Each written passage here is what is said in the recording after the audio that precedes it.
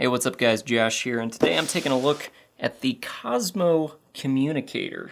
So let's open this sucker up and have a look. Now you might be wondering, why is he looking at a phone that has been out for a couple years and actually I think, was it 2019 at CES is where they announced it? Something like that. It's been a minute. But the reason I wanted to look at this was in anticipation of their new Astro 5G slider phone. Because I had never looked at this Cosmo. So I wanted to talk a little bit about the improvements that they're going to make on this and kind of create that next generation of physical keyboard smartphone. So, oh, this has been around the block. Okay. So I will say, I really like their packaging. Like, that's a cool box, right? USB-C charger, and your little power brick. I don't know, do we call these power bricks? I don't know, whatever. So that is the phone. It's very heavy for what it is. I mean, ooh, that's a beefy hinge. They're not kidding around with that hinge. Here, ooh, yeah. I will say one thing, and this is a little insider information. Who did this? Who mailed this to me? Oh, this might have been sent directly from another YouTuber, actually, another reviewer, because it says it's from. So here's a little insider information. It's not uncommon in the review world to get a product from someone else, from another reviewer, instead of the product going back to the manufacturer, them reboxing it or whatever, and then sending it to the next person. Sometimes that happens depending, it really just depends on what it is. So for our channel Terra Drift, which is all about outdoor travel and adventure, there is a kayak company that we've worked with that does that. They just send it to the next person, which is totally fine. I have zero problems with that. For phones, it's a little weird. Like, I don't know if you can see how smudged up the screen is. Like this thing, I don't know where this thing's been. Like it's dirty and it's a phone. So it's a little gross. So let me get a wipe. Hold on one sec.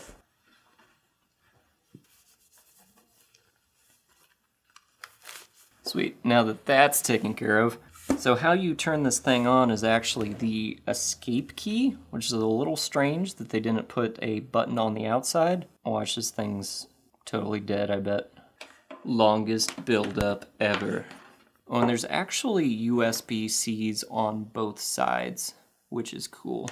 There is a silver button there, but I'm told that that is not power related. All right, there we go. Planet. Ooh, ah.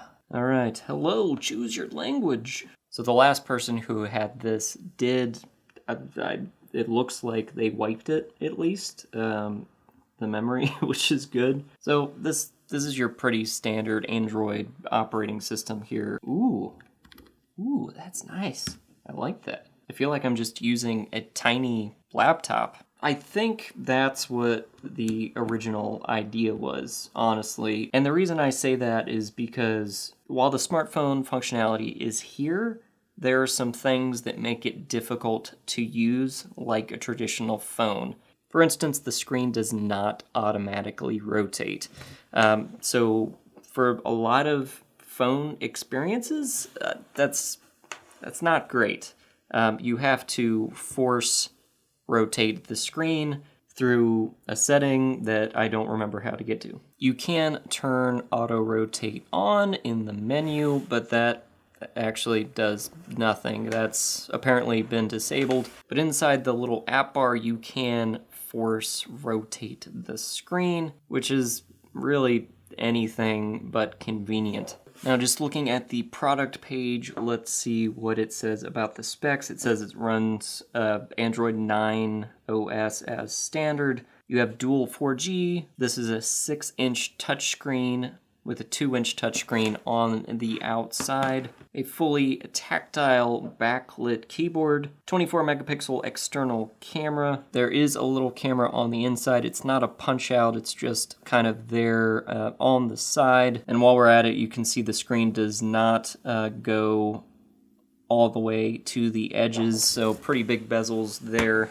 It has a 2160 by 1080 display, so not bad. Scratch resistant glass. It has 128 gigs of flash storage and 6 gigs of RAM, and it's expandable. There's a micro SD card slot. You have a 3.5mm audio jack, Bluetooth, USB-C connectors on both ends, which is interesting, nice. They do also sell this kind of insane USB-C, what do we want to call it? It allows you to connect things like Ethernet, which, okay, Ethernet on my smartphone, I mean, why not? I guess. So I'm just going to cut right to the chase. This thing has a very, very small user base. It's like if one of those old school micro PCs and a smartphone had a baby, but that baby had more of the PC's attributes than the smartphone. That's not to say the smartphone features are bad. I mean, you can use this thing both ways. There's a microphone and a speaker on both end of the phone, so you can pick it up and talk either way, which is a nice touch for something that's kind of confusing when you look at it. You're not really sure which way is up. Of course, looks like the clock doesn't rotate, so that could be a dead giveaway. You know, I'm a relatively small person, so the keyboard itself, typing with 2 hands, actually isn't that bad. When I first saw this thing, I was a little skeptical about how easy it would be to type. It's not something you're going to want to type things out on all day, but let's say you're traveling and you don't want to take a laptop with you, this thing could potentially solve your problems, although for short form things, it's still going to be faster to get on and, you know, use swipe text to answer your text messages or on Messenger, on social media, whatever. At least it is for me. Now, maybe if you get used to the keyboard, it would be faster. All in all, it has some impressive features, and there's definitely potential, but I don't think this was quite there yet. But that is where the Astro Slide 5G comes in, which hopefully I get a chance to take a look at, because what it looks like is they took this phone, they took feedback from their customers, and made something really cool. So not only do you have that keyboard functionality, you now have a full screen on the outside and the inside of the phone. So you can use it more like a modern smartphone, which I think from the start is what this needed to be able to compete with any other smartphone manufacturer out there. They have a 48 megapixel Sony sensor camera with Qi charging. They've kept the 2 USB ports and the audio jack. It's a Gorilla Glass 6.39-inch AMO LED touchscreen with dual 5G, same resolution screen as before, 8 gigs of RAM, 128 gigs of flash memory with an expansion slot for micro SD, and yes, the screen does auto-rotate. So all of that said, should you go out and buy one of these Cosmo Communicators?